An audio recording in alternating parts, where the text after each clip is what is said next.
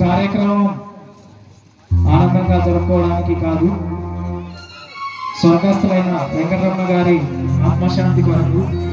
కాకపోతే ఆయన కొద్దిగా ముందుగా వెళ్ళారు.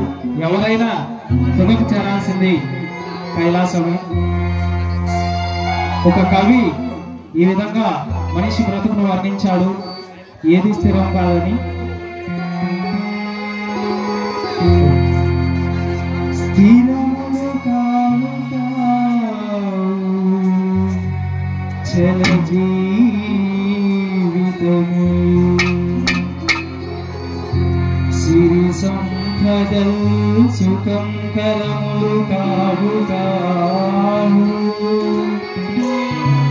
పలు గద్దెలు మిథ్యలు ఆత్మశాంతికి, పలు గద్దెలు మిథ్యలు ఆత్మశాంతికి, ఆకారములు కావు కావు నవకములు,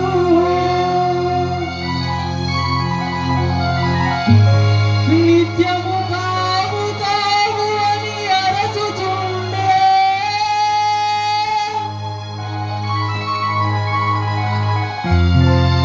నిత్యము కావు కావు అని అరచుచుండే, కాకి కనుమల్లదిగో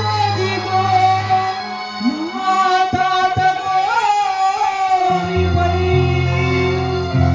కాకి కనుమల్లదిగో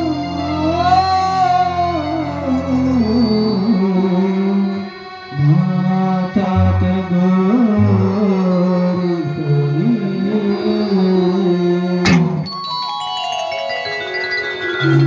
దీని అర్థం ఏమంటే, మన ఆస్తులు అంతస్తులు డబ్బులు ఏమి ఉన్నా మనకు మనశ్శాంతి అనేది దొరకదంట. మనం స్థిరంగా ఆ ఆస్తి కానీ అంతస్తులు కానీ ఏవి మనకు స్థిరంగా ఉండవంట.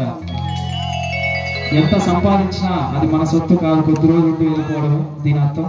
దయచేసి ఎవరు బేజారు చేసుకోవద్దండి.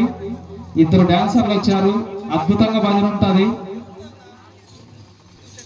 కాబట్టి ప్రతి ఒక్కరు బేజారు చేసుకోవద్దండి. ఈ చెక్క భజన ముఖ్య కారణం ఏమంటే రామాయణం కాబట్టి శ్రీరామచంద్రుని గురించి ఒక 2 పాటలు పాడిన తర్వాత మళ్ళీ ప్రతి పాట జానపద పాట సినిమా పాటలే ఉంటాయి జనాలకు నచ్చేటట్టు. కాబట్టి కొద్దిసేపు ఓపికగా చూడండి.